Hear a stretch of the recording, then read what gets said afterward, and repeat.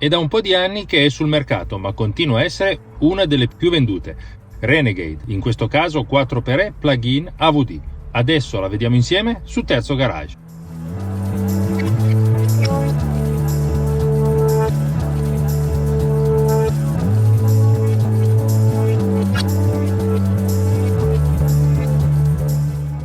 Allora, l'auto parte in elettrico perché qui abbiamo il sistema con i due motori, in realtà sono tre, poi vedremo, il motore termico aiutato da un motore elettrico, e il motore elettrico è quello che dà trazione all'auto, diciamo, fino ai 50 all'ora. Quando si spinge di più per un sorpasso, oppure anche per fare uno scatto e quindi serve più potenza, oppure oltre quella velocità, intanto vedete io ho frenato tardi e l'auto mi ha avvertito che davanti c'era un'altra macchina.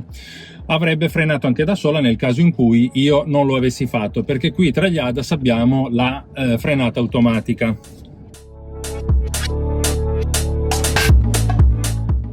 Dicevo, il motore benzina viene aiutato da quello elettrico. Il motore elettrico è piazzato sull'assale posteriore, perché qui abbiamo un sistema plug-in AVD, cioè con la trazione integrale intelligente di fatto permanente. In questo caso però quando si muove la macchina solo spinta dal propulsore a zero emissioni, abbiamo di fatto una trazione posteriore.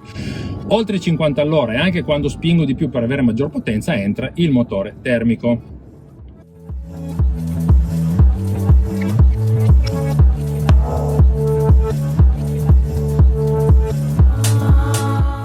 Grazie alla concessionaria Ellero, alla sede di Saluzzo, per aver prestato questa Renegade a Terzo Garage. Il powertrain è costituito da un 1300 4 cilindri turbo benzina insieme a un motore elettrico, e la potenza di sistema è di 190 cavalli. Il motore elettrico è alimentato da una batteria da 11,4 kWh che posso ricaricare con il cavo in dotazione alla presa di corrente domestica.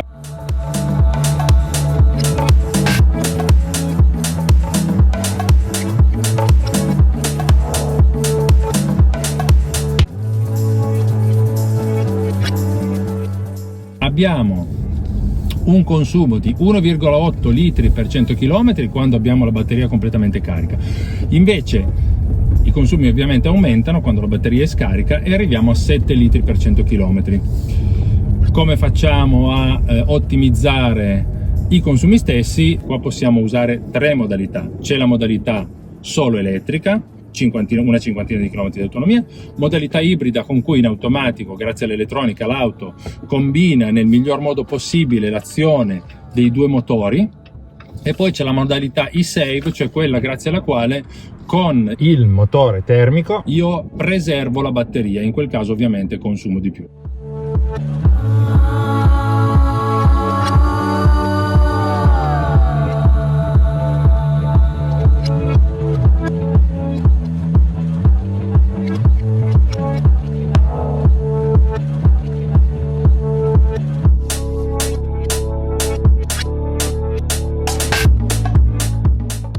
Abbiamo un cruscotto digitale da 7 pollici con due quadranti analogici sulla sinistra e sulla destra. Il contagiri sulla sinistra e sulla destra invece quello che indica la ricarica della batteria. Con i tasti al volante io posso andare a modificare le informazioni che vedo sul display digitale. Anche le autonomie, vedete l'autonomia in verde quella elettrica 35 km, 85 quella del motore termico, totale 120 km in questo caso.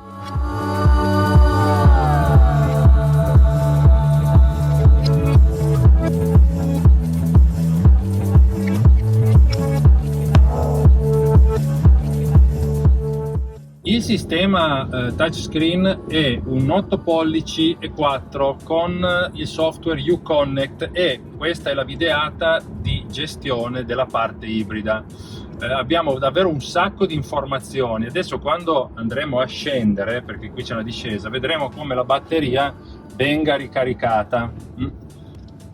Infatti al momento è entrato in funzione il motore termico, però devo dire con un sound che non dà fastidio, perché secondo me l'auto è comunque molto ben insonorizzata. Ecco, in questo caso stiamo scendendo, anche l'indicatore analogico della ricarica mostra come la batteria si stia ricaricando. Vi ricordo che Terzo Garage è partner di Autoit.it, il nuovo portale di compravendita auto, nuove usate e anche accessori. E c'è anche l'app, scaricatela e visitate il sito.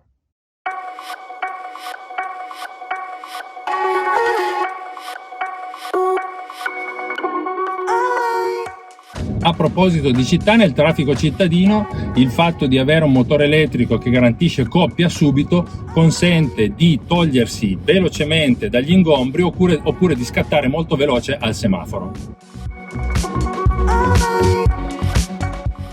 La posizione di guida, questo è un SUV comunque, è davvero molto alta e io ancora non ho tirato su tutto il sedile, se no davvero avrei potuto avere la visuale ancora più dall'alto. E comunque devo dire che questo facilita sicuramente la visibilità, cosa che è resa anche migliore dalla grande superficie vetrata, quasi verticale, proprio per il disegno della macchina, e quindi capire gli ingombri della macchina e anche del cofano. Il sistema, come vedete, dell'infotainment è molto completo, abbiamo davvero un sacco di informazioni, possiamo anche andare a riscaldare il sedile, conducente passeggero, il volante, impostare wifi, tutte le impostazioni dell'auto, display, eccetera eccetera.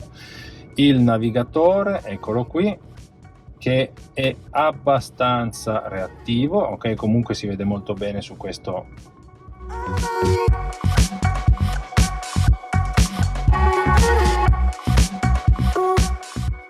Il cambio è un 6 marce automatico che lavora abbastanza bene anche in queste situazioni di saliscendi. Io lo sto spingendo un po' e devo dire che comunque la macchina si riprende bene, anche perché adesso abbiamo ricaricato un po' la batteria e il motore elettrico dà una mano a quello termico.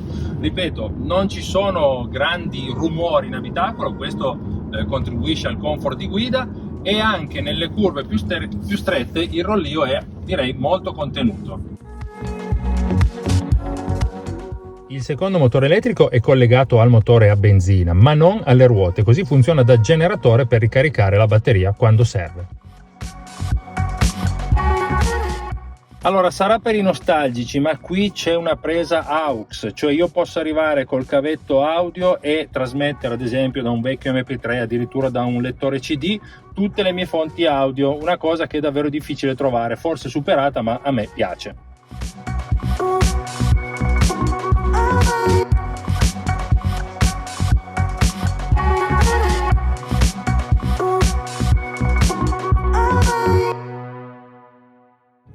Questo è il selettore delle modalità di guida: auto, la macchina fa tutto da solo, sport, che è un'esclusiva di questa versione, diciamo, e sul cruscotto cambia e mi dà l'indicazione, vedete, snow, sand, mud, per avere le impostazioni più precise per il grip sui terreni difficili.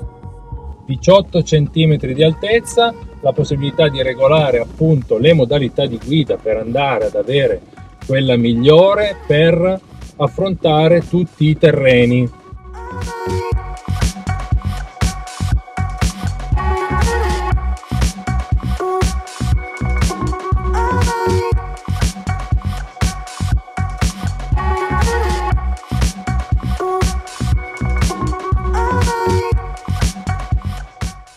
L'apertura ampia delle porte consente un facile accesso, per le gambe c'è spazio giusto, diciamo che le ginocchia toccano appena il sedile davanti, che è regolato sulla mia altezza, veramente tanti centimetri sulla testa, quindi qui non c'è pericolo di toccare sopra. Il bagagliaio posteriore offre una capacità di 330 litri che diventano 1277 abbattendo gli schienali posteriori. Da notare che qui c'è anche la possibilità, vista la divisione 40-20-40, di abbattere solo il posto centrale, magari per caricare dei colli lunghi, e qui abbiamo il cavo di ricarica col quale ricaricare appunto la batteria. Ancora un doppio fondo per sfruttare altro spazio.